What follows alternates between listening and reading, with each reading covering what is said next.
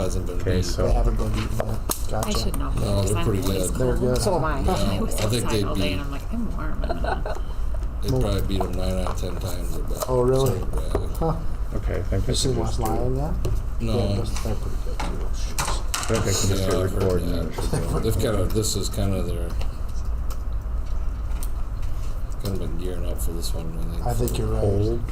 I think this year and next year they'll Yeah, be pretty salty. I think so. Well, and when you can win the Beef Bowl by, I hope so. what was it, 25 points or 30 I think points or it's something 41 like to that. 7. Yeah. Yeah. Did you so- pass these out? Yes. Okay, thank you. You know, Yeah. And then at because the you know end, Central Line's ready for that game too. So if Yeah. you're ready for Sign that first thing, score, or if we get it done ahead of time. And that I rivalry could have said that game. earlier. I That's forgot. right. If I could get service. Oh, yeah, I can't get service. I'm gonna ask when we get going, Dill, just to make sure the Okay. stream Yep. is working. If you could. Yep. Oh, no. I do two things that Sorry. Oh, you get your signed in. I didn't get any service today. Oh, yeah. I know. Oh, here come. Just move it around a little. Nope, just gonna spin. It looks like we're live already. So. I think he usually has that go like 2 minutes early. So. 2 minutes early.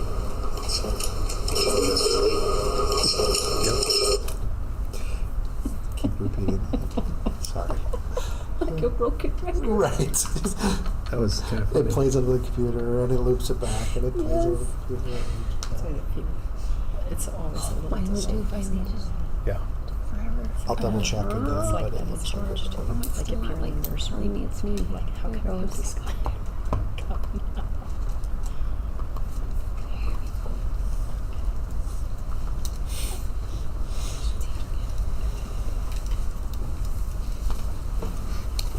Mr. Just finish that up. Yep. I'm just gonna start this now. Should be fine. So it's going.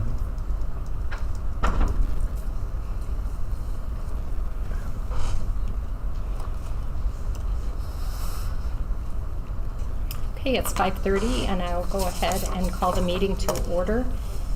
Is there a motion to approve the agenda? So moved. Okay, is there a second? I Second. All in favor, say aye. Yeah. Is approved. We will now review the 5 school board basics. Put students first. Jennifer. Follow. Sorry, I got a little behind there. I we know, go. and mine's not loading either. I want to. Oh, okay. It's like, follow law and your own policy. Respect the chain of command.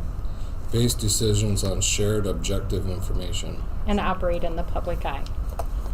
Okay, we'll next move on to the consent items. Are there any questions on there? There were some extra, Just a few extra bills Kendra asked me to share. And then the only other things I can, or that I have to add, at the end, the open enrollment as the sending district is for a kindergartner to Sheldon. They've been attending there all year. Yes, technically they didn't meet the deadline, but they already had family going there, and it was a mistake. And for us to say we've never made that same mistake would be inaccurate, because that happens. So that's why we got that after the deadline, but I recommend approving that, just to explain that.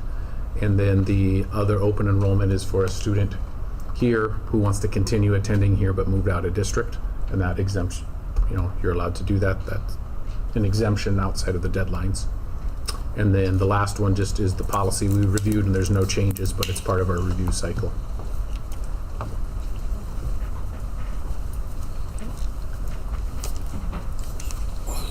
if there's no questions, do I have a motion to approve the consent items? I'll make a motion to approve the consent items as listed. Okay. Second. All in favor, say aye. Aye. Opposed? Okay, those are passed. We will go on to the administrative reports. The forum first. Oh, public forum. Let's jump back to that. I don't want to assume. No. Is anyone here to speak at public forum? Okay, no one pulled out a sheet, so we'll go on to the administrative reports.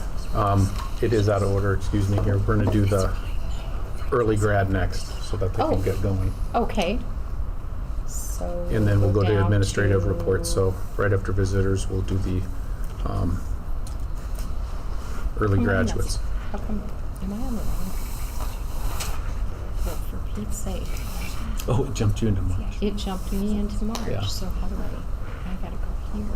Early grads, thanks for joining us. What we'll do here is just have you stand up when I call your name and just share with the board kind of what your plans are after you graduate at the end of this semester in December. So you can share as much as you would like, but I think the board would just like to hear what your plans are and what you hope to do. So, Caden, you're first. I plan on going to work full time for Triple H Livestock. And Baylor. In February, I'm hoping to go to boot camp for the National Guard, and after that, I hope to further my career in the fire department. Hallie. I plan to work and save up for college. Okay. Do you know where you want to work? So, No, not yet. not yet. And Juan. I'm currently working for Ryan Lortz, welding gates, so I'm just planning to keep working at Lortz fencing. Okay. Any questions for our early grads? I don't have any questions, but they can't be seniors already. Goodness. Nope. Time will fly. Yeah, anyone else have any questions beyond what has already been asked? Okay. December will be here before you know it, so enjoy it. Yeah, that's right. Thank you for joining us. You guys don't Okay, have to stick around for seeing- the rest if you want to. It's a Baylor. Yep. Oh, They might want to hear the vote though, Mr. Oh, I'm sorry. yeah, we haven't fully released you yet. Okay, seeing that, there are no more questions. Do I have a motion to approve early graduation requests? So moved. Is there a second? I second. Okay, all in favor say aye. Aye. Opposed? Okay, it is approved. Now it's official. Yes, thanks. Thank you. Best of luck, everyone. Yes. Okay, moving on, now that I'm on the right meeting here, to our principals' reports. Yeah, so quarter of the way through at the end of this week, gearing up for parent-teacher conferences on October 28 and 29.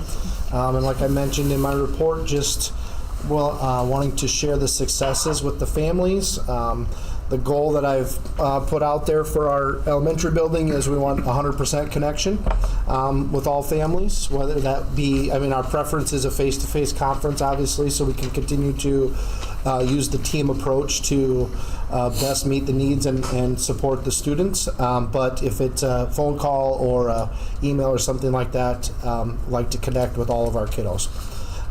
And so, yeah, like I said, getting preparations underway for those conferences on the 28th and 29th. Those sign-ups did open up here last week, Thursday, so parents are able to sign up for a time and schedule a time with their classroom teachers, and can also reach out to teachers at any time. A couple of review items. On the 2nd, we participated in the Healthy Estate Walk to promote health and well-being, as well as healthy choices. The week of October 7th was the Fire Safety Week, and so the Sibley Fire Department came over to the elementary building and met with each class collectively, so the grade level classes, and talked through how to stay safe, how to not to fireproof your home, but just to make smart decisions in regards to fire safety, and then gave them an opportunity to see the gear for the firefighters and also the fire truck for the Sibley Fire Department. So that was pretty cool. That's been an annual thing that we've done. And then we are looking into some other fun building-wide events here for November. So a lot of stuff going on, but positive things. So professional development, we continue to work through. Actually, I met with all the teachers for their IT PDP plans, their individual teacher professional development plans. Really proud of the work that the staff has given us there, and the The goals really line up. The fact that the goals really line up with the board goals and our MTSS processes and those type of things. So looking really good in terms of where our staff wants to continue to grow and continue to put their focuses on during our Wednesday times. We continue to have our MTSS meetings, and our core team has done some really good work there in terms of supporting that process and supporting students through that process. So, and then our staff attendance for the daily attendance and also the PD attendance there for the unreported periods is in there. So, any questions?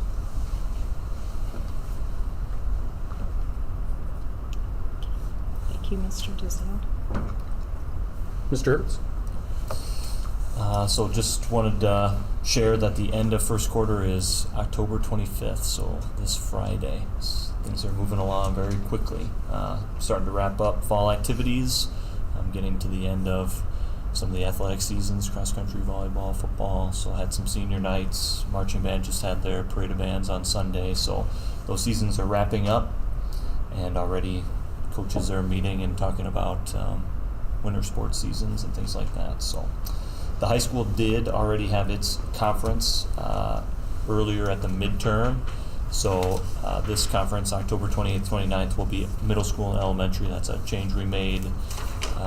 Again, I think I discussed it at our last board meeting, but the purpose of that for the high school was to meet with those parents and our high-risk students earlier in the semester to hopefully prevent an F or a failing grade at the end of the semester. Staff feedback and some parent feedback was, if we wait till now, the midway point, the quarter, that's almost too late. If you've dug too deep of a hole, even if you do make improvements, you may not be able to turn it around and earn the credit. So we're hoping that earlier intervention helps. Right now we do have fewer failing grades than we did last year at this time. So that's, I think, an encouraging sign that hopefully that was part of that change we made. For staff development, I did also meet with the 512 staff and talked through their individual professional development plan goals. This year we kind of gave options on, of course, our MTSS grouping strategies. That's kind of a 3-year plan that we're implementing, but also trying to be sympathetic to lots of staff are taking on new roles, some teaching new grade levels they've never taught, some teaching new subject areas, some doing both, a new subject and a new grade level. So we allowed them to write their goal related to that new area of teaching as well. So that time is useful for them and hopefully makes that burden a little more bearable.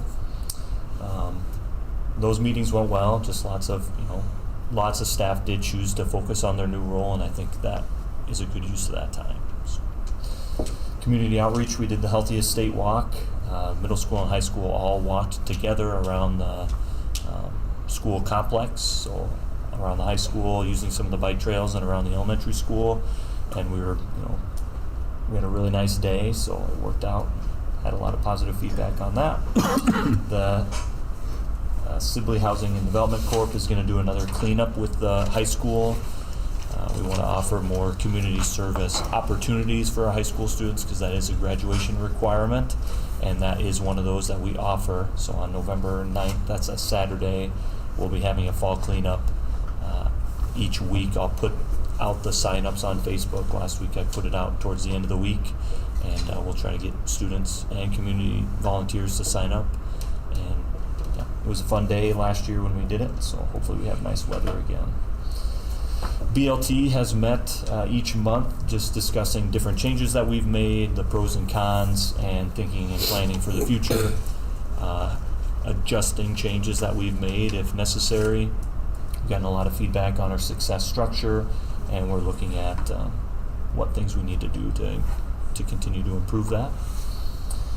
And staff attendance and staff professional development attendance is at the bottom there. And the attachment is the Healthiest State, the information for the fall cleanup. No. Any questions?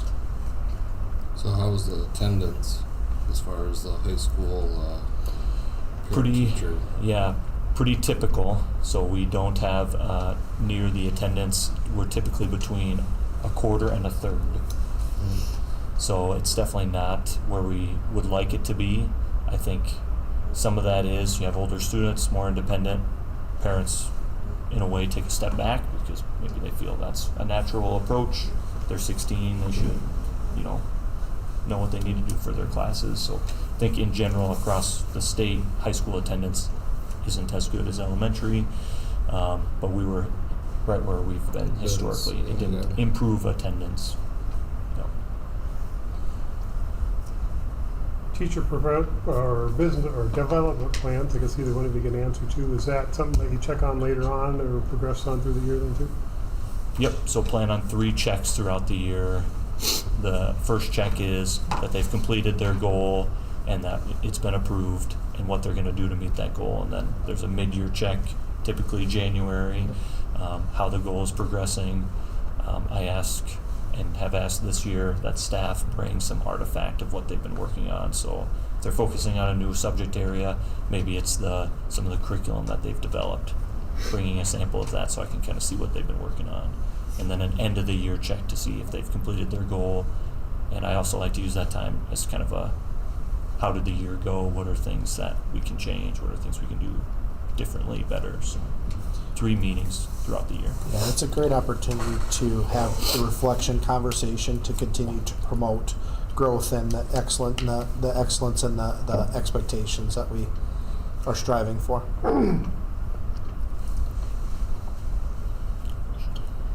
Thank you, Mr. Hayes. Mr. DeZeo. Yeah, I have a few other reports, so I'm going to try and not double up on anything that we're talking about later with some of the financial information we'll present and enrollment and things like that. But in terms of the goals, things that we haven't talked about coming up here, just making plans for a work session that we'll have to look at some of our math, ELA, and science data, and also been doing that to present for SIAC, the short version of that. So, and then they'll present some academic and demographic. Right now, I'm looking at doing that a little bit differently, so that's why it's not an action item tonight. But it'd be next week, Monday at 6:30 is what I'm gonna look at doing and finalize that. Mr. Hertz is gonna assist me at that. We do that during the PT conferences that they reference at the middle school and the elementary, and just an opportunity for community members to look at some of our achievement data at that meeting, because that's one of the goals of SIAC, and go over and just talk about some of the other changing demographics in our district. So spend a fair amount of time on that in terms of the academic goals, and you can see some of the other things without reading that. The biggest thing I said, work on preparing for the release and understanding the new performance profile. In the past, the last few years, we get this score, right, that we've talked about. They're still going to do that, but I think we've mentioned this earlier, but the rubric to do that is different this year.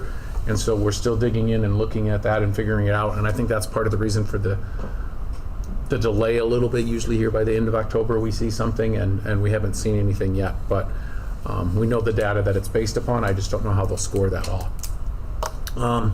In terms of the staff retention and engagement, make some changes based on feedback, maybe through BLT to either the building principals or the culture crews met and said things to the principals or myself. As an admin team, I don't think I had mentioned this to you guys, but we're rereading the book No Ego, and it deals with just supporting your staff and eliminating some of those emotional, the book calls it waste things. And so that's been a good read for us and Mrs. Schuler as we're going through that. And I've also started some conversations with our finance committee, which we'll mention here shortly, about staffing plans moving forward. And then I'm going to go to a financial projection workshop tomorrow, which I'll talk more about in a little bit here. And the rest you can kind of read. Some of those things will be in my reports coming up here. So yeah, I think that covers everything without what I'm going to talk about later. So any questions you guys have for me? Okay, we'll move on to board committees. Policy committee, we met, and one of the things that we discussed, I brought to them, they approved bringing forward tonight. I don't know if Greg or Jamie, you have anything to add from our committee meeting that you wanted to present or talk about? Pretty much everything we talked about will be talked about at some point tonight. So we'll get into that. Finance, that was the finance committee, excuse me, I said policy, but I meant finance that we talked about. We'll talk about it tonight. Facilities, we have not met yet.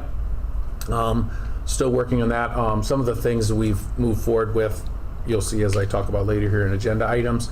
Policy, we met remotely. I do want to say, Laurel and Jennifer, we've met a lot already since July.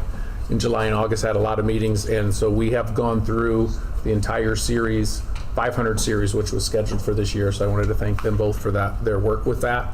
The only other meetings we'll have is if there's additional policy updates or legal changes and things like that. So I thought it'd be better as the year goes on. It seems to get busier, harder to meet. So I wanted to thank them both right now that we were able to get that all done after tonight's board meeting. And if any of them are looking for a great read, Yeah. it's there for anybody. It's public information. Next, recognition of excellence.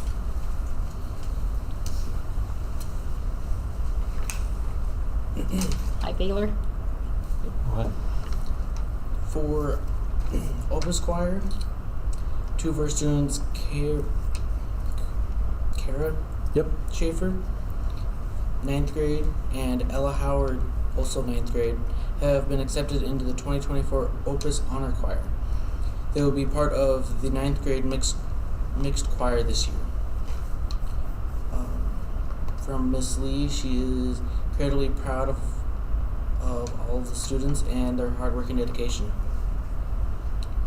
For cross country, the cross country teams completed the conference meet in Hull October 15th. The boys team finished in 6th place with one all-conference award. All-conference cross-country award went to Ben Byers for 2nd place. For marching band, the marching generals received 1 rating at state in Shell on October 12th. They finished their marching season parade of bands on Sunday, October 20th. For the September Generals of the Week, Generals of the Week for September were September 6th was for elementary, Cohen Braun. For middle school, Caden Van Egan. High school, Jade Munoz. Staff, Paula Beltman.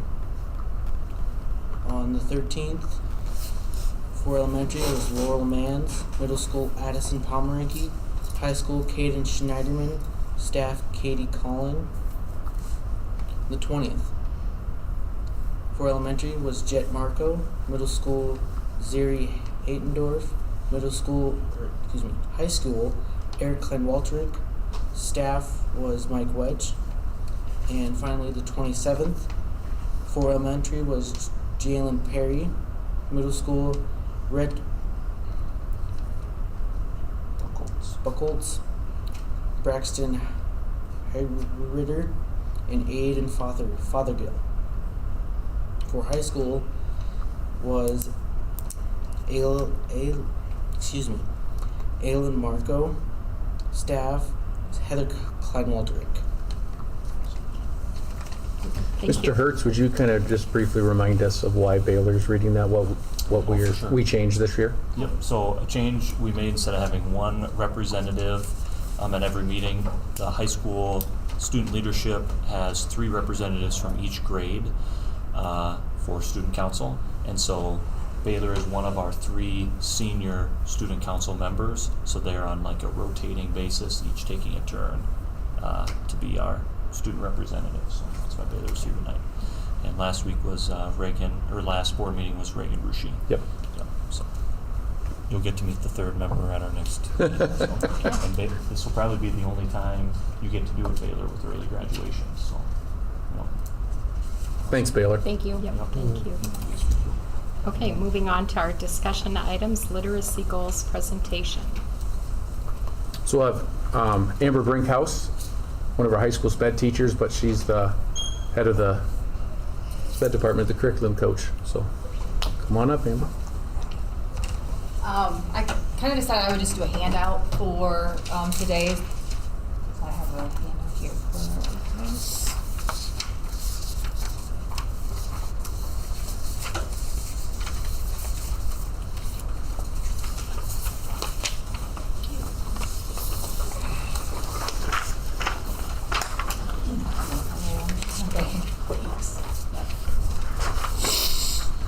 I kind of put together some other information, so as I'm going to talk about what's on here, but if you have other questions about the special ed curriculums that we're going over, professional development plans, caseloads, or anything like that, I did gather that information, but just to kind of put it together into a more, I guess, doable piece, I put together kind of what's new that we're doing with special ed.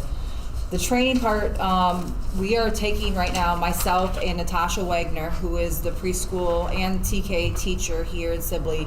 We're doing a class in Sioux Center with some AA representative consultants, basically. They work with alternative assessments and other specially designed instruction. We are taking a class to kind of help with those kids that have some pretty complex communication needs or different supports or services that they need to kind of know, okay, we have this kid, we've identified as a student that's needing some of this extra help. What are some steps we need to take to go from there? Natasha has quite a few of those students right now that she's working with, so she's really has a lot of examples. Of course, as it goes through, eventually those students become my students in the high school, but as the kind of the curriculum coach to kind of get those ideas, so if those concerns come to me, kind of give them a starting point or a person to seek out from the AAA or from other services within the area that they can go to find that help with that. So again, it's just best practices, support services for them. Kind of these are looking at, if you think of special education, we have different levels. Like our level 1 is our lowest level, with our level 4 being our highest. You know, these are typically like our level 3s and our level 4s that we're looking at here to help with those needs with that. The other piece that I have here, well, does anybody have any questions about that part first? Level 3 and 4, highest level is in highest amount of need. Highest amount of need, yes. Level 1 being the lowest amount of support needed. Right. The other part is what is very, it's good, it's exciting, it's also, we're kind of going through the process still, so it's not completely finished yet. Achieve is our online system that we use in special ed to document our IEPs, our individual education plans, and also our family service plans as well. So it's kind of our online tool where we can have that communication, where we put in our IEPs, our documentation, where, you know, monitoring, and support, all of that happens in that Achieve system. I'm not sure if you know this Achieve system or not, but a onset of it, or a piece that we're adding to it, is the family portal. The family portal, and this is things that are straight from like kind of the frequently asked questions that are coming out on this, because it is relatively new to us as well, with the first step of it actually being due here on December 31st. It was October, it's gotten since past moved back. It was October 31st, it's moved to December. But it is a way, like it says on here, to create and help better communication for parents that have students on IEPs. Before, it was that IEP meeting, our annual or other meetings that were needed, that we'd come together as a team, kind of like you guys are gathering here. We'd go over the information, and if they wanted that information, it's kind of, you have to come through us to get it. They didn't have it at their fingertips. This is going to get them more at their fingertips to get that information of, they have a reading goal. So what is their progress on that? Are they making progress on it? Because it has a chart and it goes by percentages, and you can kind of see, is that goal increasing? Is it staying the same? Is it going down? What am I doing to help with those goals as well? And it's whatever goal that those students are working on. It can be reading, writing, math, transitional skills, executive functioning skills. It can be, you know, with lower levels, just, you know, different type of creative thinking or play activity, depending on, because this is from kindergarten, the lowest level, or preschool, all the way up to high school, 12th grade in here. So there's all different types of needs there. But it gives access to learners. So all learners will have that option. When they are under 18, they have the option as a view only, so they can see that. Parents, however, have the ability to have a more interactive role in it, meaning that if there's forms that need to be signed, this is probably the most exciting thing out of this one. I guess one of the more exciting things is the fact that we have the ability for them to e-sign now. Instead of us having to go and find them, sign a piece of paper, submit that piece of paper into scanner and get it the other way, now they'll actually be able to do some e-signing of some of these, which helps us to speed up the process because it is a process in there. So that is a good thing for them. They will have that option. If they don't choose to e-sign, they don't have to. We would still do the other way of getting those signatures, of course, but it would be the way it used to be. So they would have a way to have an interactive or a view-only process. But right now, where we're at right now is just validating. So identifying who are our people with our IEPs that are going to be the person that's kind of has the consent, the control over that person. And there's a list there. If it's a parent, a relative acting as a parent, legal guardians, protected person, a court designee, a power of attorney, a surrogate, or a special education learner, that means themselves. So identifying who that person is, validating that yes, that's that person's email, it's connected to an email address, all of the information is up to date in our system, which it should be, but validating that, so that is all there. It'll also give us the ability, because some people are part of IEPs, but they're not necessarily have that role in it. So it would be for us to designate who is in that role a little bit more, so they don't have that access with other people. They still may be invited to the meeting, but they won't have the interactive signing and seeing of all that information on there. There's just some different things with it. I pulled this from frequently asked questions just to kind of give you a little bit of a better idea. On the back it says these are some of the things that it's going to provide for them. Records, especially with mine with transitioning after high school, needing some of these records for different services that they get for vocational rehab or other things, or moving on to a different school district or things like that. It gets those records to them more handily. The progress, I think that's what the parents want to see the most. How's my kid doing with that goal? What are you doing with that goal? That's going to be there. And the goals also, what are their goals? Notices for meetings, calendars, things like that. Again, just another communication tool there. That consent forms, that viewing or signing of e-signing. And then there's also, which I don't know a whole lot about with engagement surveys, what that will completely entail. But again, it's just increasing our communication to probably see, is the Achieve system helpful? Is this a good easy? Is this easy to use kind of surveys with that? So I thought I would kind of introduce you to that, to know that that's kind of something new in our world that we're dealing with special education. Any questions on that system or any of the other things I talked about with professional development or curriculum or caseloads or anything? So did you say that, when does that Achieve system go into effect? Was that the one you said maybe December? December 31st is when we have to have it all validated by. Oh, okay. After that, and we don't really know for sure, Kent kind of helps with this with myself here, we don't really know for sure of when it will go live, I guess you could call it. What will happen after validation happens is that will create an email, from what I understand, that will get sent to the parents. The parents then will decide whether they will want the ability to e-sign or just have a view only. Then that process goes back to Achieve, and I think then after that we go live, would be my way I see it, Ken. Is that kind of? Yeah, so we are currently working in Achieve. The Achieve system is active and houses, it's the database for our special education staff to house contact information for students on IEPs, for the actual IEP, for things we're already getting consent for, consent for electronic communication, so we can email the parents the information back and forth. All of that stuff that's required under law for us in the special education realm, to currently provide to those families of the learners that are on individualized education plans.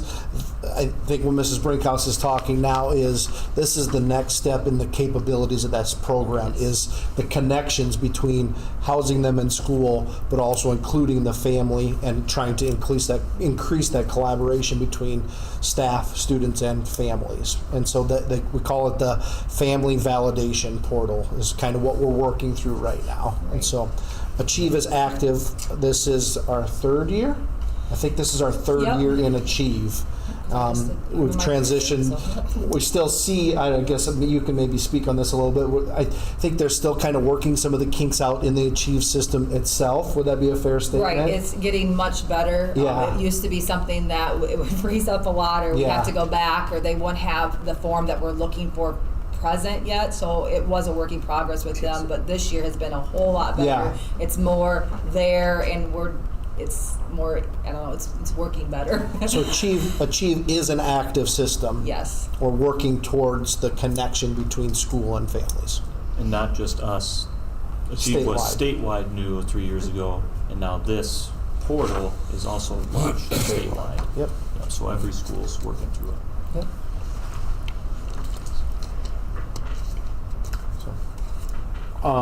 As an example, on a day where we meet in curriculum teams, so let's say the math gets together, science gets together, English gets together, and sped ed, they might be working on math curriculum, science curriculum, reading curriculum, or whatever. Would it be fair to say this would be on many of those days what you guys are working on? Curriculum is learning, updating, finding skills, and Achieve, among other things? Right. So with my meetings that I have right now, that we've kind of started with, we are working with this family portal is our big part of it. We will work together as a curriculum to kind of bounce things off ideas, because it sounds like really easy, this list of all the people who we should validate, but it really isn't that easy, because we have to really figure out, parents, who is the parent that has the needs to have this signed, that needs to have this authorization, who doesn't. So, together we can work on that validation process, which we will do here on October 31st. 30th is the last Wednesday in October, when we will discuss those things. But, other things that we have in our meetings, we talk about mental health. What kind of things can we do to offer for our services for mental health? So I had Marley Christoffel come in from Care Connection and talk to us how to write goals, things like that. So yes, we include all of those kinds of things that are in our goals, and while they work on those individual, subjects, we have our different areas too in special ed that we work on. Okay. Any other questions, board? Thank you, Mrs. Brinkhouse. Thank you. 2-minute board policy. And before I do that, just so we know, Mr. Hertz might bop out here at any minute or in the middle of something, not to be rude, but he's going to help with the volleyball proceedings tonight. And then Mr. Giselle and I will be here till the end, because we have something we'll discuss then. So the 2-minute board policy, I wanted to keep this one short, but I'm going to eventually talk about tonight our certified enrollment, and it is up. Not to let the cat out of the bag, but it is. So the question here was, since our enrollment is up this year, that means our revenue will be up this year, thus making it easier on our budget this year. True or false? I see a false. I said false too. See a true, false. I said false. You said false, sorry. Okay. You would think it would be true, but I don't think it is. So yes, the enrollment sets our budget, but it's a year behind, right? So our revenue this year, that the short version is for our general fund, is based off our enrollment from last year. So it is a great thing, but that doesn't change what we have this year for our revenue. And remember, as schools, it's not like a business where you can, sell more product or anything like that. Your revenues is what it is. So next year's budget, that will have an impact on, right? Being up enrolled. And it's a good thing. I'm not dissing that, but it always trails that a year, just as an FYI. The next discussion I had is snow removal. I have this on here simply as a reminder and as an FYI. So 2 falls ago, we bid that out for a 3-year bid, so this would be the 3rd year, so we'll bid that out. But just as a reminder, I think that is always good reminder, and it's on here as much for myself as anyone. So when we look a year from now, he's on there. But we bid that out separately. We have someone who does the approaches and the entrances, that's Taylor Hibbing, and then who does the parking lots and the main streets and the other big areas would be Kyle Ackerman and his dad. They do that. So we always bid that out separately. So just kind of as an FYI, hopefully by saying that now, that will jinx us and we don't have to have any snow. That's our hope, right? We'll see. So. Preliminary certified enrollment. All right. So I'm going to open 2 things up here. So this is not the numbers on the right or below the history. I added that. But that table, it doesn't look quite that colorful when we certify our enrollment, but all the numbers are the same. I put it in so it's a little bit more readable. And that actual enrollment line is the important line for enrollment for our district. It's in blue. Last year I had it in red. So what you can see there, I'll put my cursor on it, but right now our certified enrollment is up 19.45 students. And as I've said in the past, how do we have 0.45 of a student? It's not about, cutting someone's arms or legs off, right? That's not what that is. But enrollment is counted a variety of ways. One of those ways is you get partial credit for students, maybe if they're homeschooled and they come here for classes. We also get partial credit for students when they take online dual enrolled classes through college, right? We get additional students weightings through sped ed and ELL, so those are all partials, and that's where that comes from. So our certified enrollment, as it says here, is up 19.45. Some important lines to look at. If you look at the first line, it says resident public students attending your district. So this means resident is students that live within our boundaries that are attending here. Okay? One of the important numbers in how they count that. Last year that was 608.4, and remember that includes some of those unique things I just talked about. This year it's 617.4, so that means we're up 9 resident students basically living in our district attending here. Why are we up 19.45 then? The resident students attending another Iowa public school. So this would be students open enrolling out. Okay? We get the money for it, and then the school bills us. We pass that on. Okay? The money comes to us because we're the resident district, but it goes out. So that is up by 10, which I'll talk about in a second here. So last year we had 40 open enrolls out. Excuse me. This year we have 50. That's up 10, but we get that funding. The vast majority, there are parts of that funding that stays here, some additional dollars, but the vast majority of that goes on to the district. We had a slight increase in what is called the non-public shared time CPI students. So that would be students who are homeschooled. We don't keep track of those all, but they take a course here. So they're homeschooled. Typically in the past, most of them come for like band and choir. We have some this year that are also taking some online college courses, and they get more credit for that. So that's why there's an increase of like half a student there is the biggest reason. Those are the biggest factors affecting our enrollment. This doesn't change our certified enrollment. It doesn't change the number, but this would be on non-resident public students attending your district. This would be students who don't live in our district, but are attending here. So what we say is open enrolled in. So last year it was at 41, this year it's at 37, so that was down 4. That doesn't go into our certified enrollment, but we eventually get the funding for that. Okay? The preschool statewide, the voluntary preschool program, this isn't part of the certified, but it shows that we're down 8. The biggest reason for that, I don't know if you remember from a year ago, but we did an audit adjustment to get credit back for some students that weren't identified 2 years prior. So that's the biggest reason for that dip. Otherwise, that'd be fairly consistent.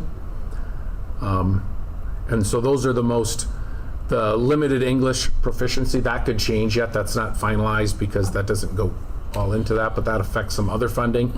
But right now that's up 5. And remember, that doesn't mean just 16 students. That's the additional weighting we get for those that are in ELL services. So That's the biggest change there. So that's our certified enrollment and kind of broken down by grade. Let me explain this a little bit. But this tracks, so when it says seniors down 4, that's not this year's seniors compared to last year's. That's this year's seniors compared to last year's juniors, right? So I'm saying as juniors moving up to seniors on our enrollment, we're down 4. Couple reasons for that. A couple of it could be if they don't have enough credits to move on. It doesn't affect the seniors as much, but it'll affect other grades. They might still be listed as a junior, and maybe they were a credit or 2 short from being senior status. So it would show on our certified enrollment that they're a junior when they're really a senior. And then we could have had a move. Juniors is down 2 likewise. The one I'll point out is sophomores. Are we really down 12 sophomores? No, we're not. That's where you usually see it the most.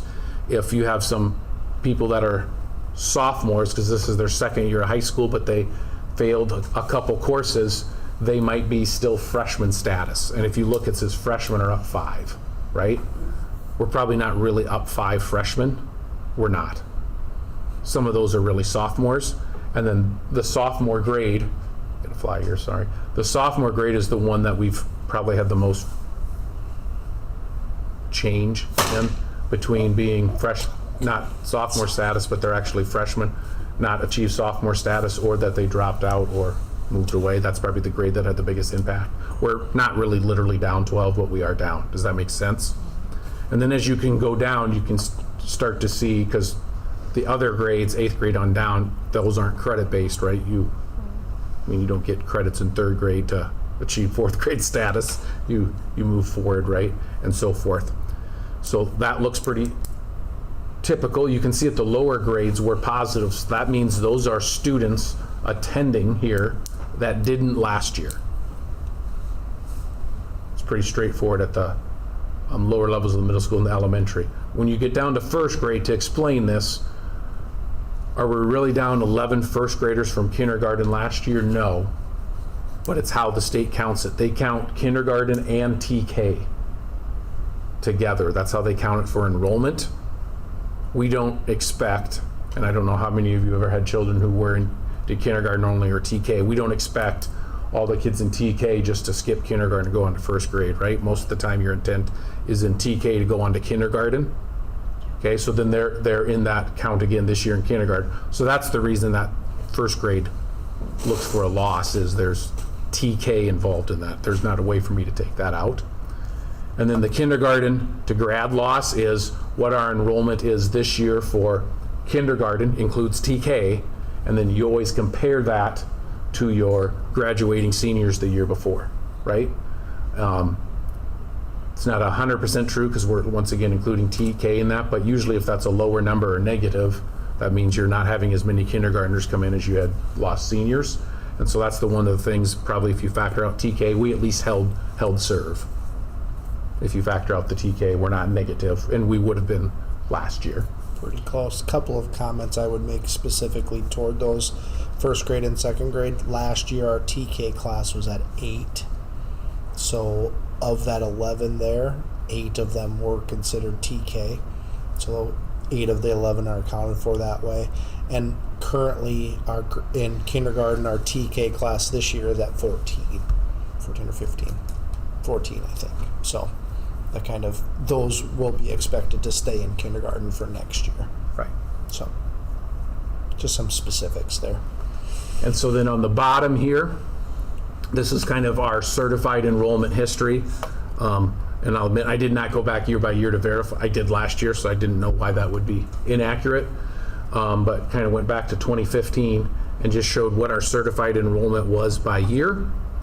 And then red is obviously negative and so forth, and so you can kind of see where that trend is, and obviously we're happy that that's up 19. So before I present any more here or talk about that, just in general, questions from that.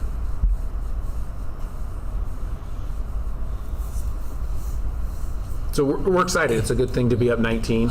And I asked that question earlier on the policy thing. Does that mean that we've, solve the issue in our budgets. No, but it definitely helps, right? And it changes, which I'll get into next, some trajectories and thing. You got to remember, enrollment's a year behind, so the which I'll talk about in a little bit here in a different report, our revenue is down this year because of the enrollment last year. So the open enrollment, if you look here, 50 open enrolled out, we had 40 last year. And then open enrolled in, we had 41 last year, 37. So historically, we've usually been pretty even, close to even, or you go back 5, 6, 7 years ago, then we were always trending usually up. Very rarely that we were negative or significantly negative. We are. I think there's a couple of reasons for that. So obviously I can't use specifics here, but this is summarizing that. Kendra and I, to keep track of this, and for billing purposes, we have a spreadsheet that looks very similar to this, except it lists students' names, and then we can track who's been paid, what school's paid, what school hasn't, and making sure our student information system is matching up with what other schools have themselves, because that's one of the things you have to process through when you're doing certified enrollment. So our total 37, those would be students who live outside our district coming in, open enrolled in. We have 15 from Sheldon, 8 from George Little Rock, and 14 from HMS. And if you add that up, that should add up to 37. And then to summarize what's going out, I tried to kind of keep them, as we do when we track it as well, similar. And so you can see open enrolled out to Sheldon is 10, to George is 3, to HMS is 2. The one that in the past it's been half, this year it's less than half, but pretty close to. HLP, we open and roll out 20. To Central Lyon 1, Boyden Hall 1, Spirit Lake 5, Okoboji 1, and then the one that's probably significantly changed is to CAM. That's the online school or academy. CAM is 7. So in going through and looking at this, some reasons for the changes or the negative balance now. We have 5 that are new open enrolled out in kindergarten. And one of them has already, as an existing family, they have family attending there, so they joined it. 4 are, we don't have any other siblings, but they're opening and rolling out to another district. Don't have a lot of control over that. They've never been our student, for lack of a better word, right? But we do have to counter that. We have 5 kindergartners open enrolled in when we looked, so just kind of pointing that out. We had, this is kind of unique, we had 5 students that moved into our district who were outside of our district. They moved in, but they want to continue attending their home district. Does that make sense? They moved from. Yes, so they moved from, I'm trying to do one without thinking of someone specifically. So maybe they lived in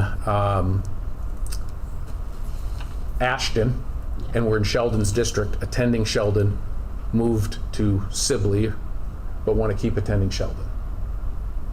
Right? So they are now a resident student, but open enrolled out, right? So we had 5 of those. As an example, I can say this, we approved one tonight for us. That's not on this count because it's after the date, right? But it was a student who is in our district, moved out, but wants to keep attending, right? That's not on here because that was after the enrollment date. We still approved that. But so we had 5 of those. We had 1 student who's been homeschooled, didn't do any classes here, but wanted to go online to CAM. So we now have to have them be a resident student and then open enrolled out. Does that make sense? Before they weren't on it, we didn't get funding, they weren't on our record. So that's 6 students right there that are open enrolled out, what I'm gonna call maybe a unique circumstance. So that puts our deficit about down to 7. We have 2 open enrolled out that were going online now, but we're already open enrolled out to another district, so that means they're open enrolled to their 3rd or 4th district. That doesn't change the balance, but they're not new open enroll out-ees. And I think best guess, I had talked about Casey with this, we have 3 that are open enrolled out online that I think if they weren't doing that, they'd probably be a dropout right now. So you add those 3 on to that. I think that speaks to some of the changes of why did we go up from 40 to 50. Doesn't answer everyone, but that handles a lot of the changes. The rest of the names, honestly, on there are families that have done that in the past, for the most part. But I thought I'd kind of just summarize it that way, if that was helpful. Questions about that? You know, is CAM, their enrollment growing pretty steadily here the last couple of years? Or? I don't have numbers to back it up, but from what I've been told, their enrollment's gone up. I would be interested to see this year, at the end of the year, what it is, because of the change in the policy. You have to, this year was July 1 because the change went into effect, but moving forward, you have to have your open enrollment papers in by March 1, right? Except if you're online, which I didn't know about right away till this summer. Except if you're online, they can turn those papers in at any time. And we had a few do that. So to me, that would be interesting, just statewide, what their enrollment looks like them and some of the other online academies. Because now in the middle of the year, I can't just say, hey, I don't like so-and-so, or I want a fresh start. I'm just gonna open enroll to the neighboring district. Most won't allow that to happen, but they could if they went online. So I think that would show that being up, but I don't know that, but my gut tells me that probably will be.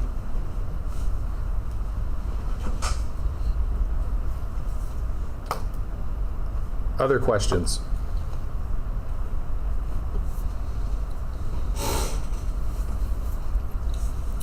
Good information. Yeah, and if you got any more later or whatever, feel free to ask. Okay.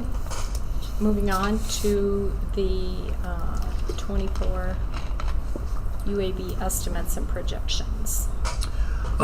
Just thought I'd talk about our unspent authorized budget. We had one other financial report we're going to put on here, but Kendra and I talked, we're going to do that in November since she wasn't here tonight, and that'll be fine. So this is our unspent balance, and kind of tying back to our enrollment conversations and budgeting and things like that.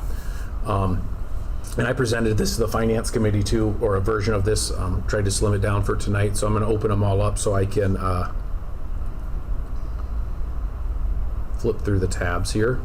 Feel free to follow along. So make sure this is the final one. Okay, so this is from the Department of Management, and it came out at the end of July. That was their at the end of July for FY24. Remember, we're in FY25. FY24 ended June 30, but it takes a few months for everything to go through. So they had it updated without some of the final numbers. And so this should be pretty close to accurate. The numbers are in blue are the numbers that we could put in an estimate for this current year, which we're not done with yet, FY25. And it's for, those were numbers that we were waiting to have finalized, excuse me, for FY24 among some other things. So as of right now, this could change slightly. Last year, FY23, if you remember, we talked about last fall, this number might look a little different. We said we were going to be down 8,000. There was a final adjustment during the year of $300 for a change in a class weighting and a SPED number. There's $300 some. That's why it ended up at 7,673. So if you're going, I remembered Stan saying 8,000. You were right. I did last year, but the final number last year's our unspent balance went down by 7,000. And remember, we talked about we have a high unspent balance from good choices from previous administration. We could overspend by $7,000 a long time and not have to worry about it, right? But that cliff was coming if we didn't make changes or enrollment trends continued. So last year, this could change slightly, like this one did, a few $100. This isn't going to change by tens of thousands of dollars, but we have a pretty good idea. Last year we overspent by 211,000. So our unspent balance went down 211,000. Which all in all I think is good news, and I'll explain why in a second. And then their initial estimate as of right now is for the current year that we're going to overspend by 900,000 or just short of $1 million, which in itself is a big number, right? That doesn't take into account, they don't know some of the changes we made coming into this year. And they didn't know in July what our enrollment would be. Right? So they're making, that's the thing with projections, it's only as good as the data that you have, okay? To show how that changes, I thought I'd go back and show you that some that we talked about or changed throughout the year. There's that 8,000 number. So this would have been last fall or in the middle of the year somewhere that I did that.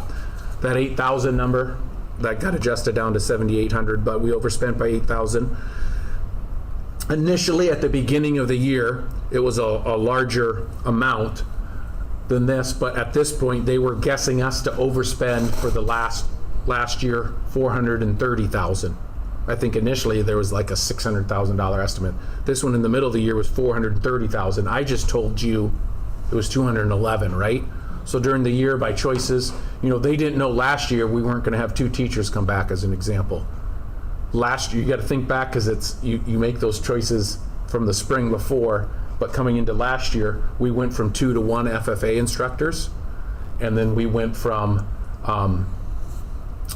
2 to 1 interventionists, right? We had just Barb as an interventionist in the elementary, and that's since changed this year, but 2 years ago we had 2, it was Emma Osland, we didn't fill that position. So that's some of the reason, not all, but, and then trying to be smart when we buy things and being budget conscious. So you can see that went down. They were projecting at that point 785,000 for next year. The farther you get out, the harder the projections are to be accurate. It's kind of like throwing mud on a wall and hoping it sticks. At the end of the year last spring, as of the summer, you'll see kind of where the projections have changed. This is a different tool. I get this from IASB rather than the Department of Management, but there's that 7,000 number updated. They were guessing at the end of the year 211,000, but you can see this projection. This is a little more accurate, putting some things into play. Instead of being $900,000 down for this year, they have us down about $665,000. That doesn't take into account some of the changes we've made. They don't know necessarily about now the changes we made last spring for this year in terms of not filling all the positions. So long range, I don't know what that'll look like as we get into the middle of the year.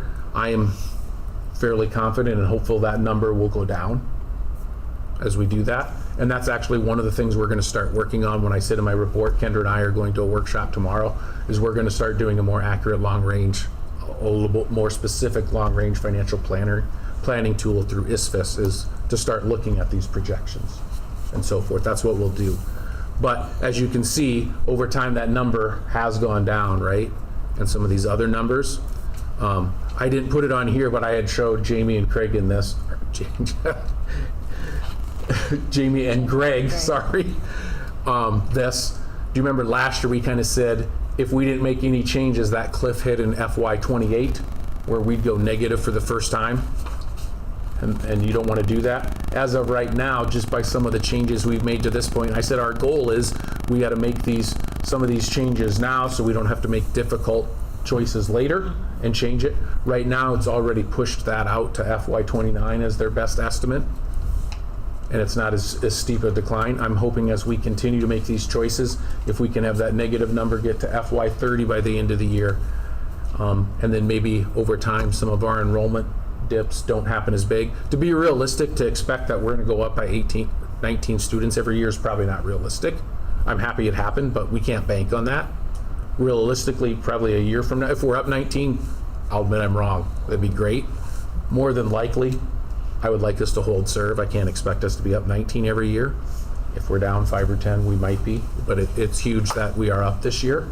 That does a lot of things with finances and resetting some things, but as you can see, as we make some of these changes now, and I know that's uncomfortable to staff and their hard changes, but when we can do it by not filling the position and changing schedules and some of the things that we've talked about last spring, that does change our financial outlook rather than waiting till the last minute. Now we have to do, well, you don't have a job and you don't have a job.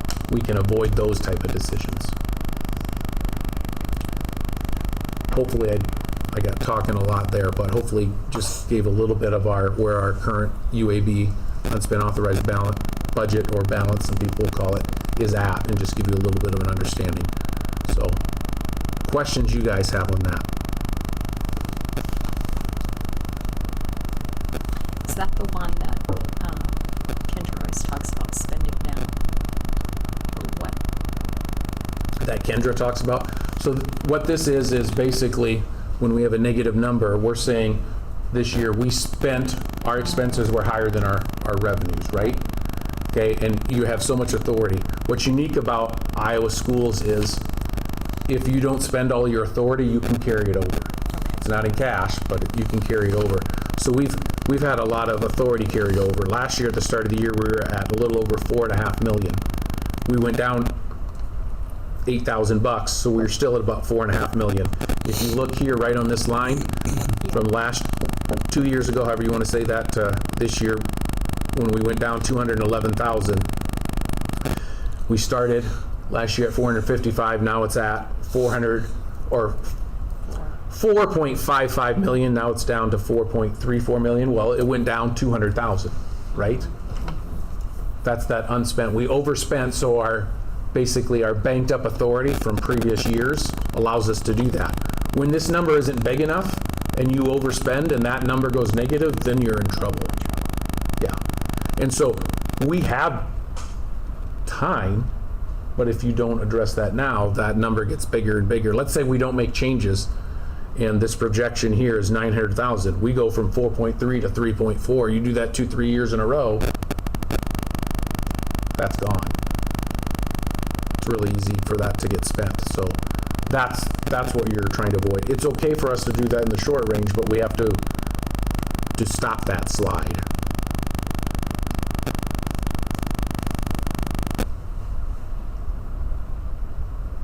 Other questions with that?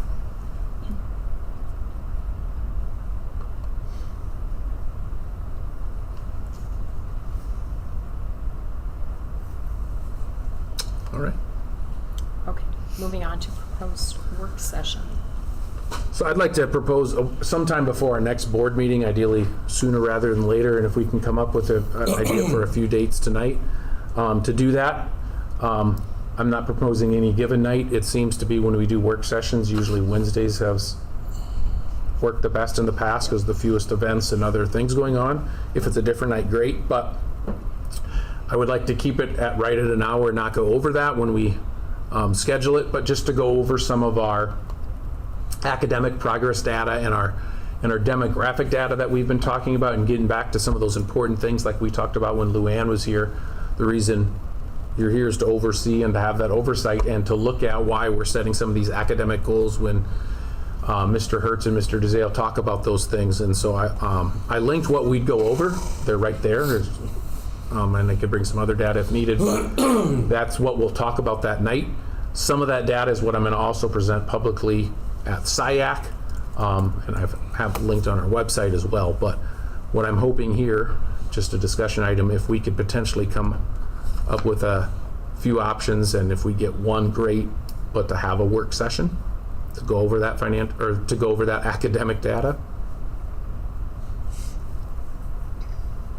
Obviously, I'm not thinking this week yet. I think that'd be a little quick to get it done this Wednesday with different things going on. But I don't know what the 30th, the 6th looks like, the 13th. I talked to Kendra, she thought most of those would work. We do have our auditors here on the week of the 11th, but they're usually gone and done, and we didn't, if we go at 5:30, she didn't think that would overlap or affect that. And then just a reminder, our board meeting is the week of the 18th, and then we go to convention right after that. So that's why those are the 3 Wednesdays. We could go on another night as well. I'm just saying based on past history, that's usually what's worked best for our group. So, are we thinking 5:30? Yeah, I was 5:30 time. I'm open to whatever. All right. 5 would be fine too. Yeah, I got religion classes now at 6. It's a big teacher. Yeah. 5 works, and my hope is to keep it in an hour for that reason. The 6th would not work for me. Okay, so let's work back. What about the 30th? That's fine. The 30th may not work for me. I do work that day, Okay. but, I mean, 6 doesn't. What about the 13th of November? That'd be fine. that works for me. Okay, so let's plan on November 13 at 5 p.m.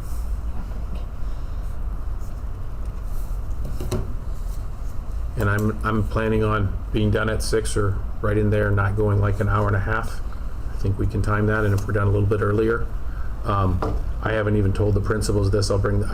If they have plans or it doesn't work, I'm gonna understand, but if it works for them, I'm gonna see if he's hearing this for the first time. He didn't, in case he doesn't know this. I'm gonna see if it works for them too, since we're going over some of that academic data, and they can be there for some discussion and input. And I also understand if it doesn't work for them, but I wanted to set the date with you guys first. So we'll plan on November 13 at 5 p.m. Okay. Cool, thank you. Okay. Moving on to new business. Consider approval of NASA trip. Okay, I'm speaking on behalf of Carrie Krogman. She is gone for professional development to Des Moines for ITech. ITech is how they say it, right? We have a couple staff members there. Asking for permission to attend that again right now for those that are instructional engineering. She has 4 that are all but 100% certain they're going. She might have 1 more or 2, but right now it'd be the approval for her and 4 students. Some of them couldn't be here tonight because of other things going on, and I said, rather than having 1 or 2 come here and be half nervous, I said I would present on her behalf, and she couldn't either because she's in Des Moines right now. So, and we have, if you remember, they've done this in the past, that they go to NASA. And obviously, if those that go, as long as it works, after they go, they'd come and do their presentation like they've done in the past. I'll make a motion to approve the NASA trip as presented. Second. Okay, all in favor, say aye. Aye. That is approved. Consider approval of new hires. I'm excited to say we have a handful on here tonight. Nick Krogman as the high school girls wrestling coach. Doyle Nag as volunteer assistant as needed. And talking to Amy about this to explain, just with Nick being the only coach for the girls, we have 1 for the middle school. There might be times that we need another one for transportation or to help out. And so kind of that's why assistant as needed, because he might need to help transport with girls, or if they need another set of eyes at a tournament. Going with the middle school, that could happen. Maybe they might need another coach at a boys meet on a Saturday and so forth. So just so that we have that out there, that he's kind of helping out as needed. That's what that means. Connor Beltman as the paid assistant boys basketball coach. I'm going to jump Keegan Dauma to a volunteer high school boys assistant coach. And then in between there, Amos Klein-Walterink as head girls golf coach. Okay. Do I have a motion to approve those? So moved. A second? I second. Okay, all in favor, say aye. Aye. Okay, that is approved. Consider offering early retirement policy.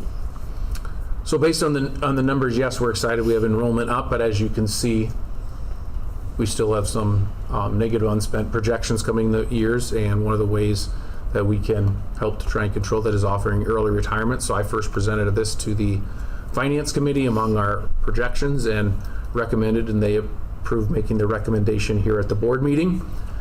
So before we do anything with policy, we would need the board to approve offering early retirement for the 24-25 school year. Are there any questions? Okay, is there a motion to approve this?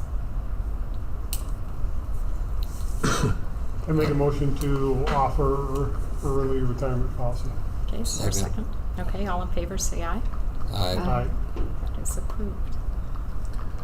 First reading of policies. So we then have to enact the policies that are for this. And that's why it says if the board approves, because I didn't want to assume. And so now that you have approved, then we can go on to this agenda item. I attach the policies that need to be approved. Basically, not a lot of changing in the wordings other than the dates of when they need to turn it in by, excuse me, and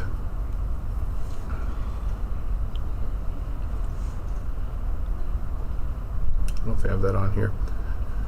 It doesn't show the change, but it was the dates that they're on, everything else is the same, and then the amount we pay per month. Since we don't know what that'll be for the coming year, but based on the past guess estimate and what we had last year, we upped it to hopefully be right in the ballpark, consistent with what we've done in the past with the typical increase. So that number, I think last year was $725, and this is $750 this year. That's the only changes.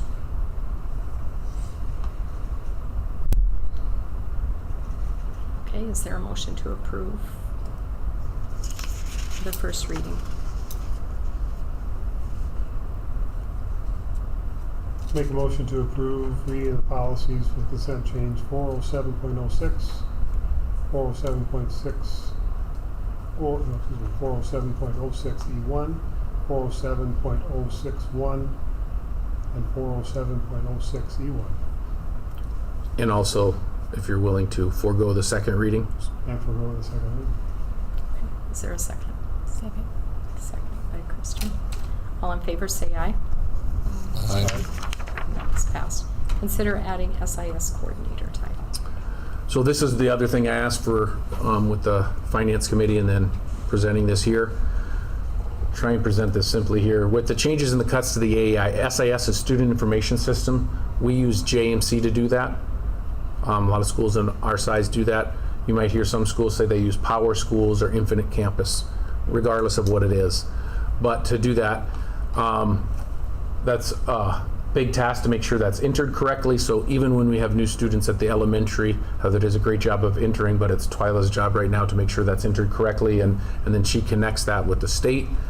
There was parts of that the AEA used to take care of for us that they are no longer doing with the cuts to their services.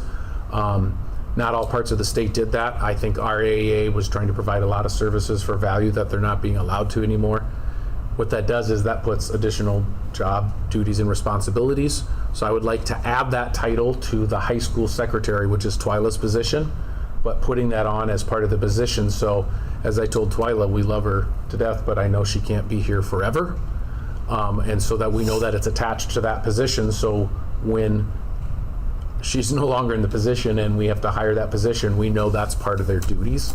Does that make sense? Because there's some additional responsibilities that have fallen onto that position this year that we'll have to, that position works in concert with me on. So that's why we would add that to her position.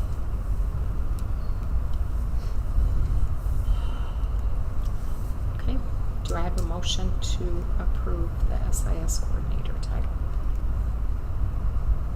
I'll make a motion to approve the title of district SIS coordinator to the high school secretary position. Is there a second? Second. Okay, all in favor say aye. Aye. It is approved. Consider approval for track maintenance. We visited with the company that put in our track. We, when I say we, me and Amy, we met with them last year. They thought at the time we could wait for sure a year. We visited with them again. And with that starting to wear down, they're recommending we do a maintenance, what they call as a maintenance coat. You can see the proposal here. That would occur next summer after the track season is done. So we would actually get through another season on that. Submitted to Amy. It kind of says the scope of it. The price for that project is, yeah, it's $69,000. I'm just trying to find, oh yeah, here on the first page, $69,625. The easy way to explain it, they clean off the track, because you might see some stones and other things on there, and they put a finer grit of top coat on there than what we have now, and it fills in the pits in there. If you walk on the track, overall our track, his comment to us was, credit to your maintenance staff, it's in really good shape for the age. There's no major cracks. He goes, at some point you almost always get tracks They just did one the other day that was built the same year as ours, and they had just under 2,000 feet of cracks in their track. So we don't have that. But if you look, there's pitting, just like little holes developing, and a lot of that starts and it's designed for that, but kids wear spikes, right?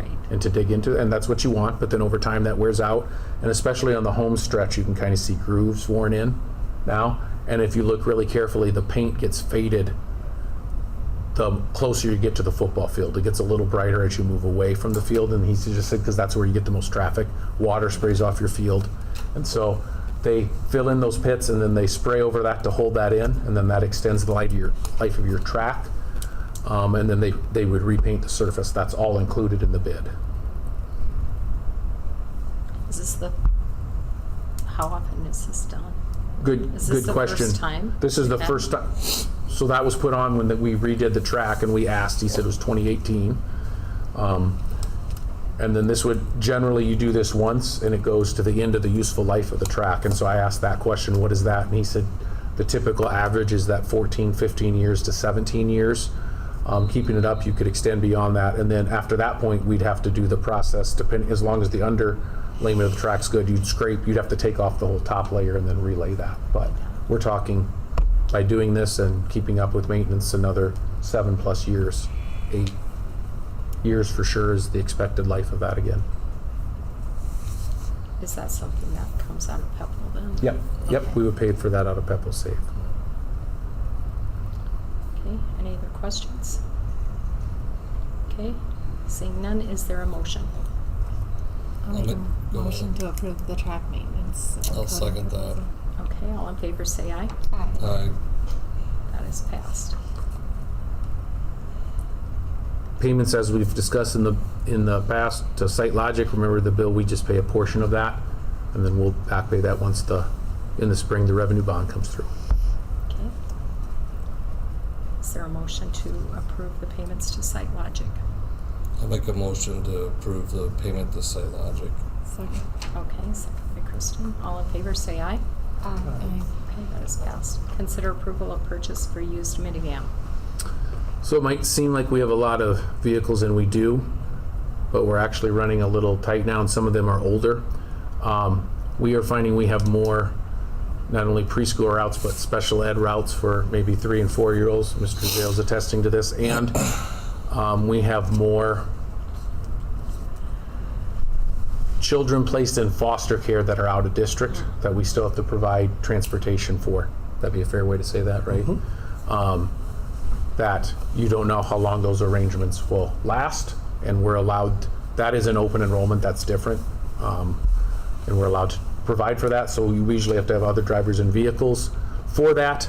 Right now, one of the vehicles the kitchen in the past has usually used for moving their foods from high school, this is where this is coming from, to elementary, we took out of service because we need that for student transport, the van, and so they have the old station wagon and an old minivan that we really only have for like emergencies, and it's not working the best. So by using this, we'll use this for student routes, and then the van that we've been using for a student route will go back into use in the kitchen and just relieve some burden.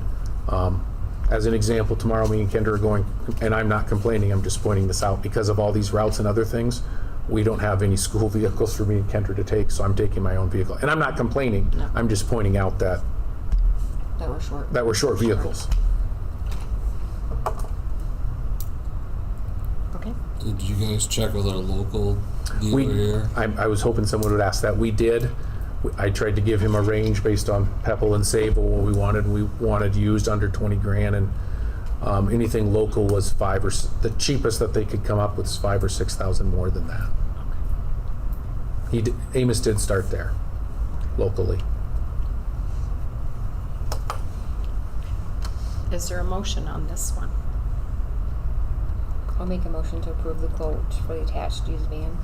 Okay, is there a second? Second. Okay, Kristen. And all in favor say aye. Aye. And that one is passed. Consider options for elementary office remodel.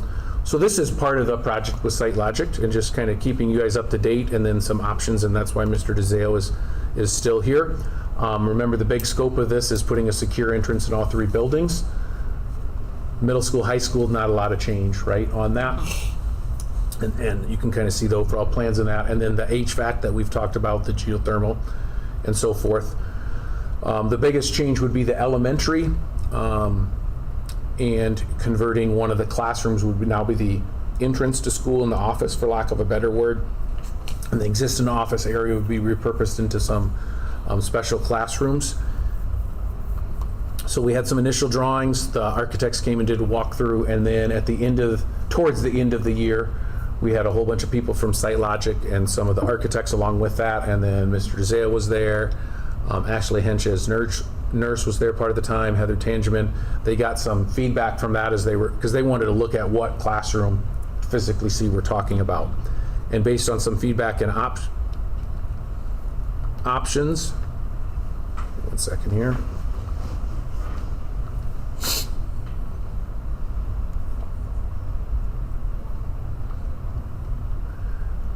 Feedback and options. I'll use Mr. DeZale's words, maybe a little bit of the pie in the sky, or just things, some comments. They presented some different options.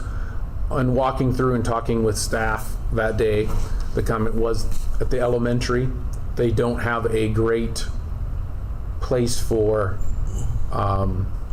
staff or group meetings. Like if you had an IEP meeting that several people were attending where it's beyond 3 or 4 or 5 people, it's labeled boardroom, but just a room to go to for that. And one of the options initially on there had the nurses station here in the central office, but it didn't have a restroom included. And so that was one of the things brought up. So one of their proposals that they brought up was the only way to make that work to have a room was on this option, I'm going to call it on the left here on your hand, was to make that a boardroom. Now that we would rename that, they put that as boardroom. It wouldn't literally be the boardroom where we meet, but a meeting room for the elementary, for lack of a better word for that. And then steal space from the classroom next to it.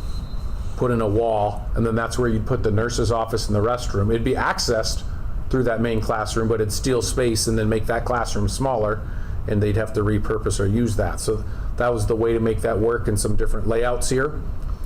The one on the right is more the traditional, just using the opening as a door, but ignore that, they were making that for the other one, is more just using the existing classroom space. And that's one of the reasons I have Mr. DeZeo here to provide some of his feedback.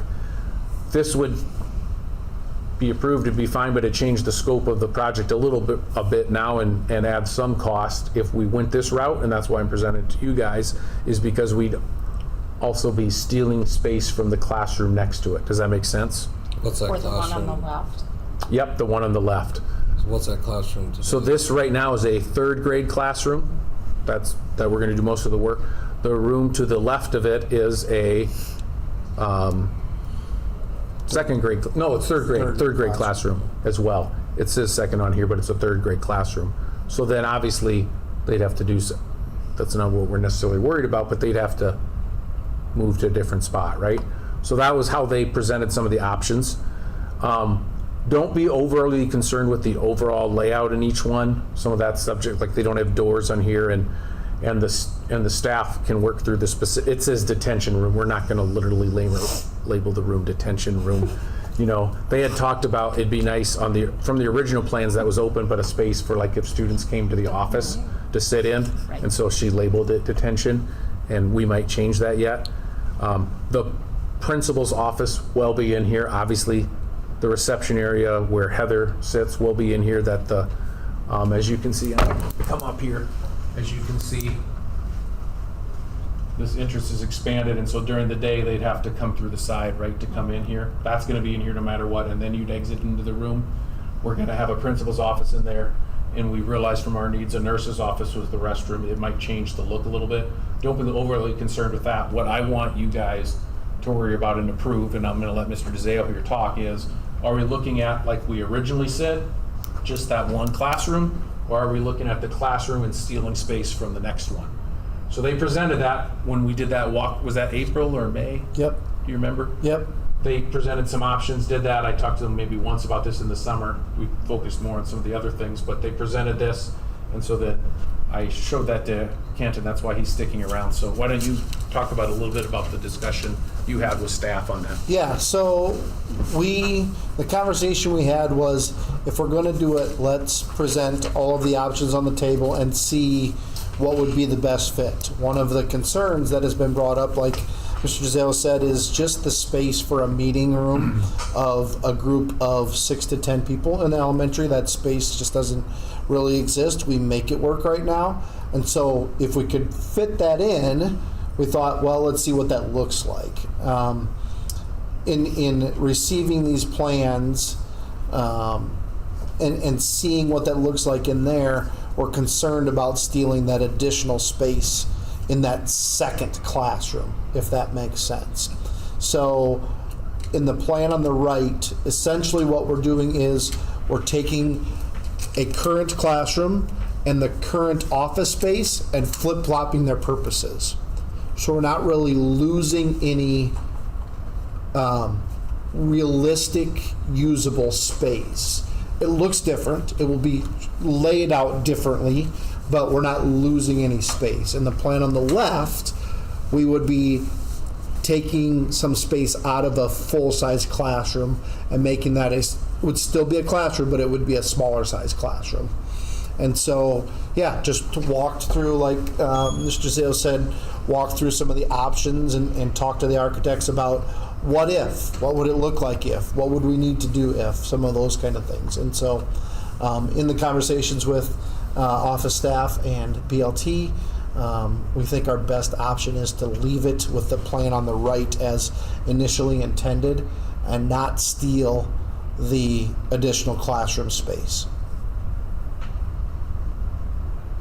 This current office, I want to use my terms correctly, your current office space would then be converted to a little odd shape, but a sped classroom. Don't necessarily know, we don't have to worry about that right now, but that's why it's labeled that. The nurse's station was in the back with the restroom, so we potentially leave that. Where the walls would go, we figure that out later, right? So that's why he says we're not losing any usable space with some shifting around, but that's what I'm presenting to you guys tonight here, and kind of on Mr. DeZale's recommendation here is option B, where we just use the space in that one classroom. That'd be the fair way to say Correct. that, right? Yep. Yep. How is it laid out now, since we went from 4th grade to 2?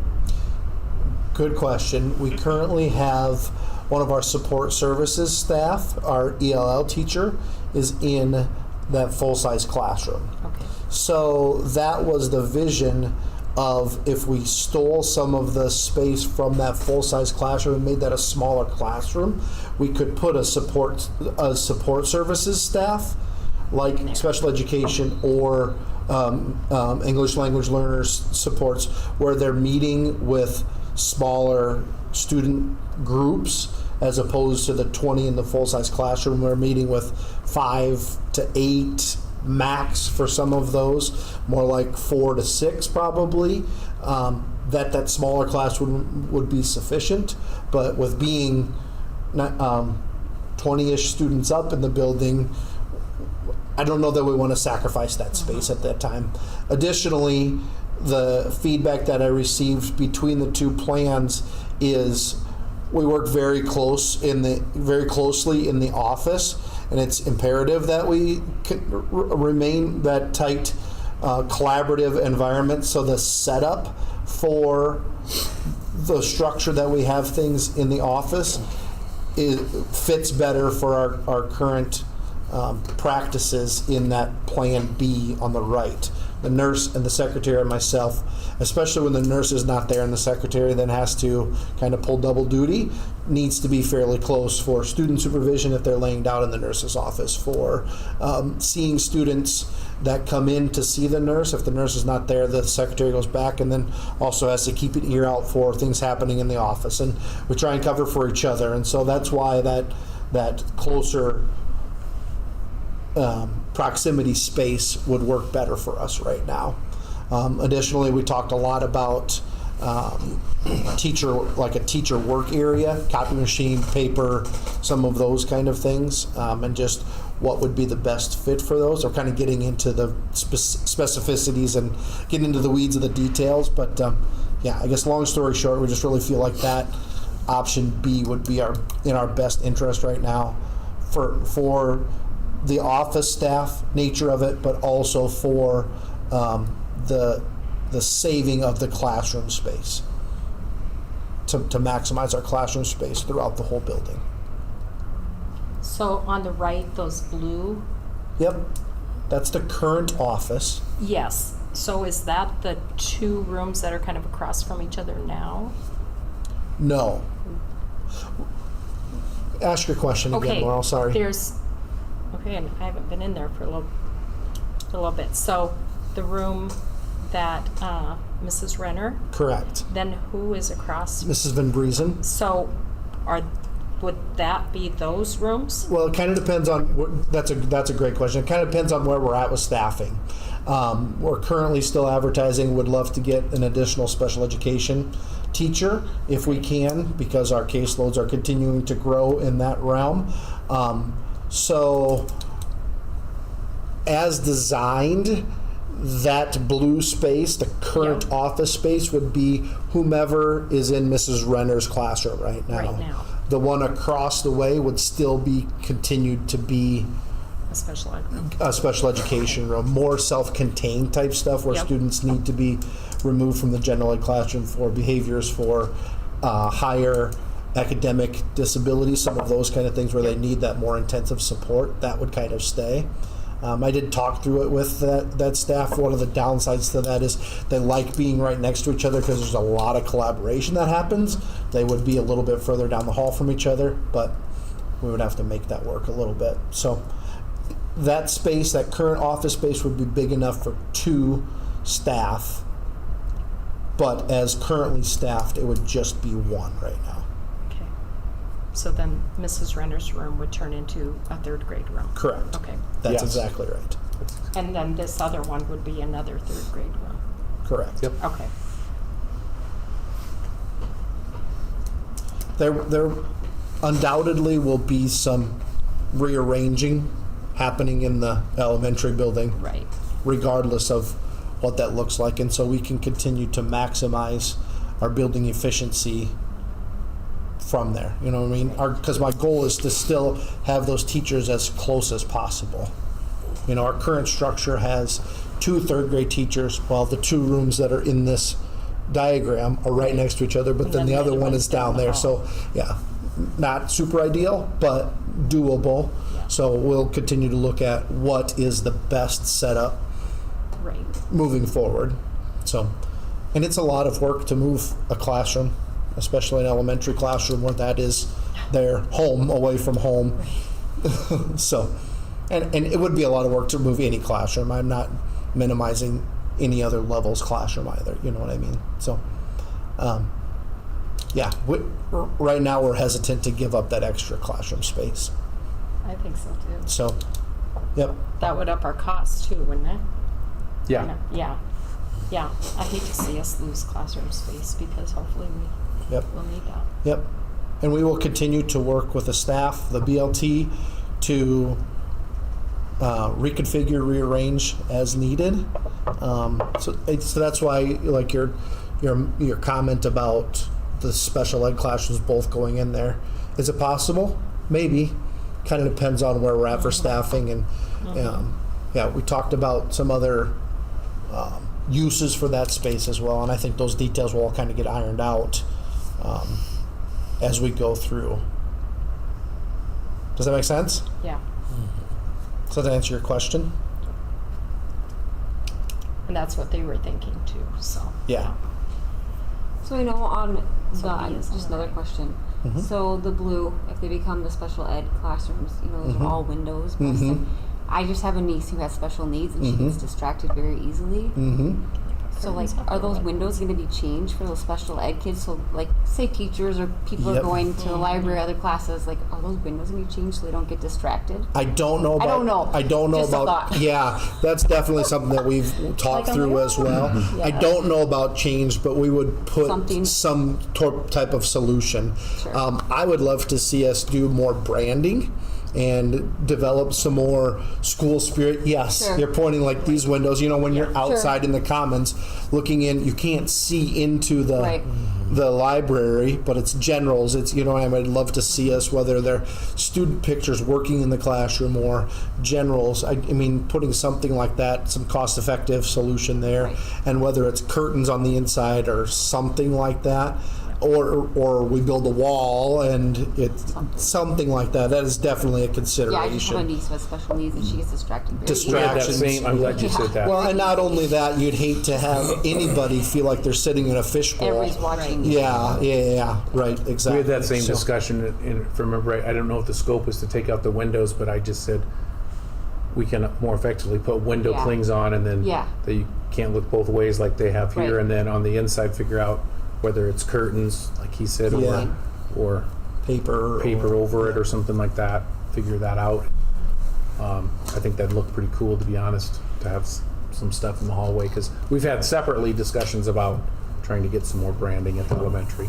Well, and additionally, one of the things we really talked about too, like in the classroom, on the wall that the current classroom shares with the hallway, we would need to put This some. wall. Thank you. We would need to put some windows in there, because otherwise the office is so we wouldn't have any clue what's going on in the hallways. Right. So like that would be something that I would say is kind of a non-negotiable for us. Is we got to be able to see what's happening in the building there, and even on the wall to the north, to the outside in the front entrance. I would love to see us put some windows in there as well. That's not as not non-negotiable as the other one, you know what I mean? But just as They we can see talked who's through. entering. them Correct. a little bit easier. Correct. Now, Mr. We don't DeZala have said this to- too. Everything's available for a price. Just Right. depends of what we can do within the scope of our project. Right. But I would say those windows into the hallway need to be there. So, Yeah. and I think you would agree with that. That's one Yeah. thing we definitely talked about Yep. here. So it sounds like that's being considered as part of it. But so Other questions? Those are good questions. those Other are very questions? good questions. Yep. I'm gonna close this.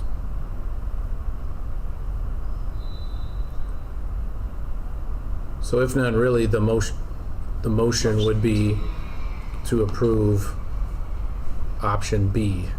Make sure I say the right one here. Unless anybody feels real strongly about adding some of those things at the elementary school, and we could.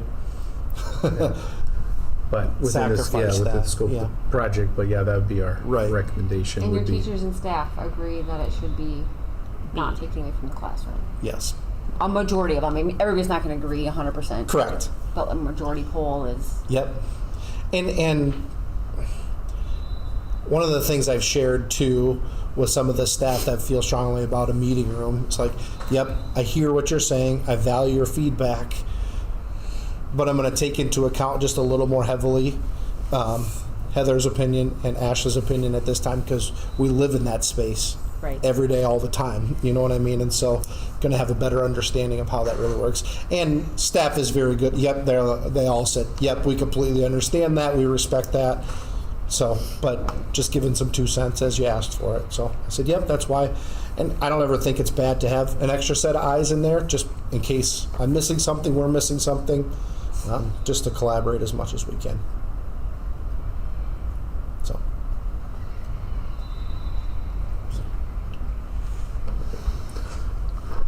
So we have a motion. I'll make a motion, Okay. yeah, to approve the elementary office remodel option B as Sure. presented. Okay, is there a second? Sorry. Okay, all in favor say aye. Aye. Okay, that is passed. First reading of board policies with changes. These are ones I presented basically remotely to the policy committee, and basically some updates from ISB, just to change some wordings and to match some legal clarifications and changings.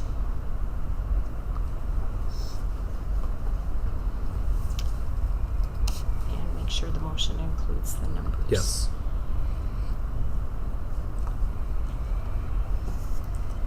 I make a motion to approve the first reading of the following policies and skip the second reading: 502.10, 503.09, 503.09R1, 603.01, and 700. Is there a second? Second. Okay, all in favor say aye. Aye. That is passed.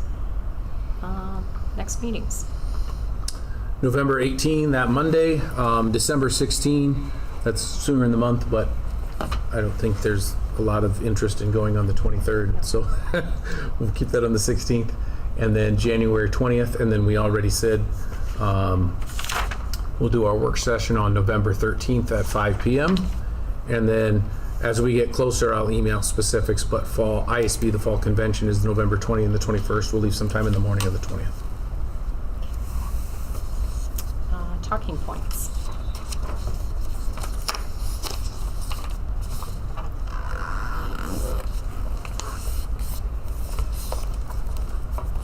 I'm kind of excited about this, moving to that next step so parents have that communication. I think that's really important and exciting to see that.